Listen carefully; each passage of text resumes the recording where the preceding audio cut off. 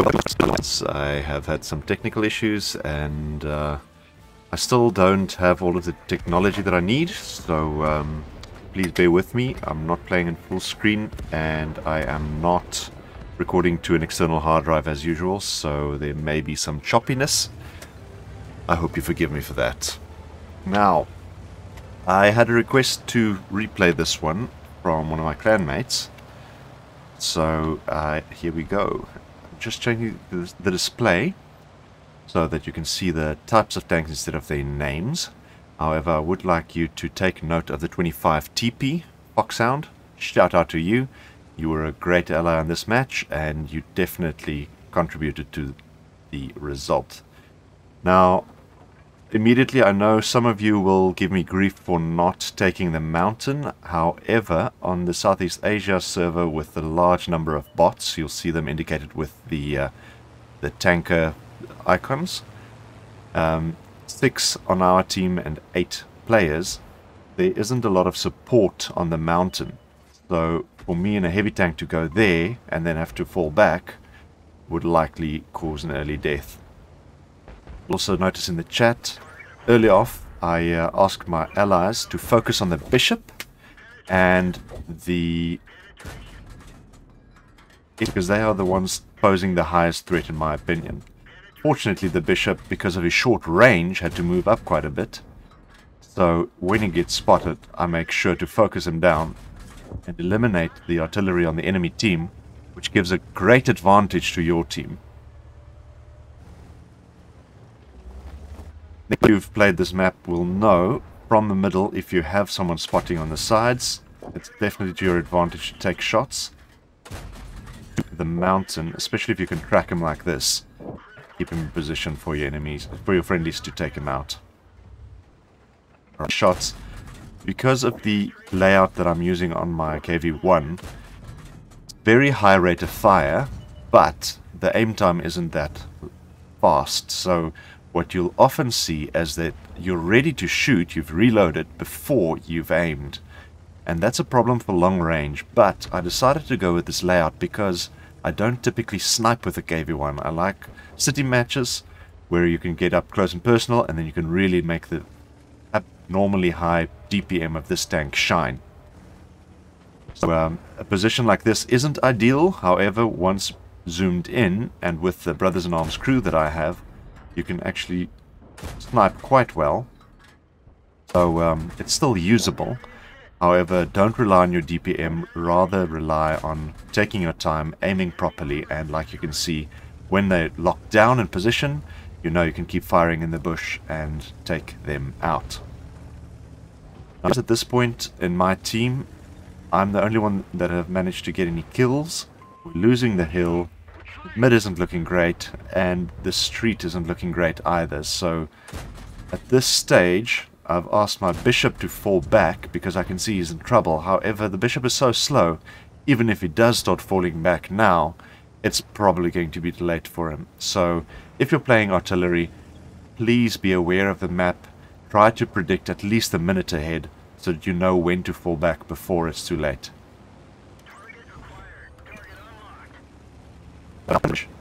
When you've lost the mountain, it's very risky because you can get a lot of side shots taken on you by the enemies, and they won't be lit if you see the position of my friendlies.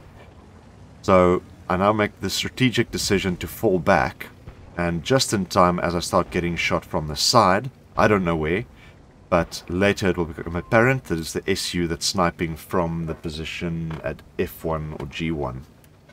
So falling back at this stage is the only real option, because we are going to lose mid, and then there will be a sitting duck being flanked on both sides. So rather reposition, and fortunately I see this 3J exposing some of his side, so I can take some shots on him and help my friendlies to take him out.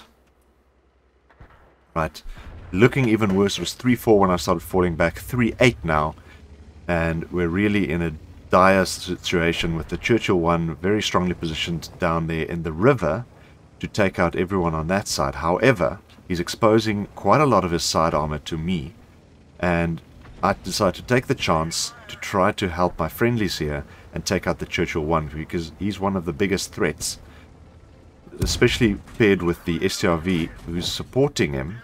This side of the map is the strongest bunch of players. So unfortunately here I've managed to miss several shots because I'm in a rush to fall back and stop getting hit. But then eventually I aim properly into the turret, which is quite weak on the Churchill, and manage to take him out.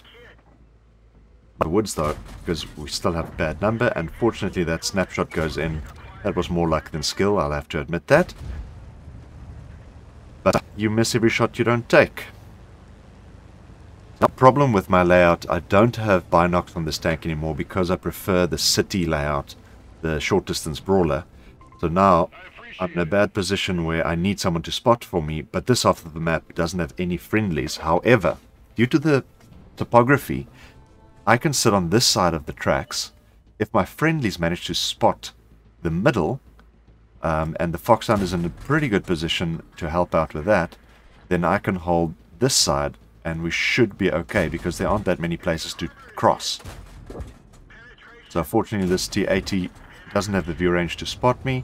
I managed to pick up some spotting damage and take him, allow my friendly to take him out without actually taking any damage from him. Now my big concern is the SCRV, because I know for a fact he's being careful and he's probably where I'm pinging the map. So I use this pinging of the map quite often to get my allies to focus on where I suspect the bad guys are.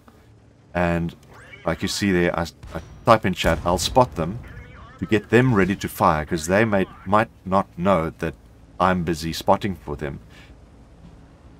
Or to inform your friendlies what you're doing before you're doing it, so that they can perhaps get into a position where they can help you, or at the very least capitalize on when you've made a mistake but spotted the enemies. Then they can maybe do some damage. And fortunately I spot this T6 before I go over.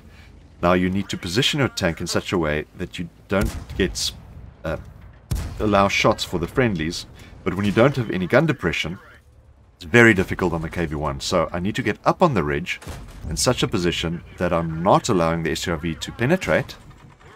I'm allowing him to track me, but I want to get shots on the types to get their numbers down, which is a bit of a challenge. But unfortunately, these train tracks with the train wrecks are in such a position that you can actually use it to cover for yourself as well as allow a line of sight.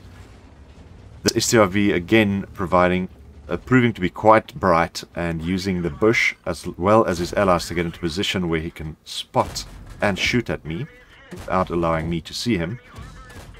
Fortunately, the usage of these train tracks and the train wrecks gives me this position, and I can keep firing on the types so that they can stop spotting for the STRV and he has to expose himself. Now fortunately Foxhound there takes out yet another enemy, and finally for the first time our numbers are actually leveled. I can take my time taking shots on these types because I'm pretty sure I'm safe from the STRV at the moment, because I see he's moved up to the middle. Once I've eliminated them, it'll only be one of them and of us.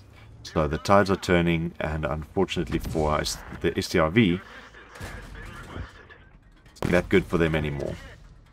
Right, and then you see Foxhound inviting me to platoon. I appreciate that very much, but obviously I need to focus on firing first and then joining the platoon.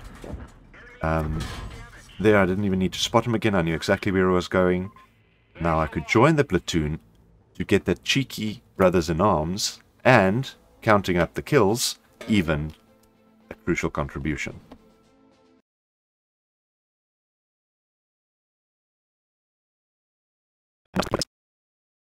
We unsurprisingly for the 3,500 damage done to the enemies.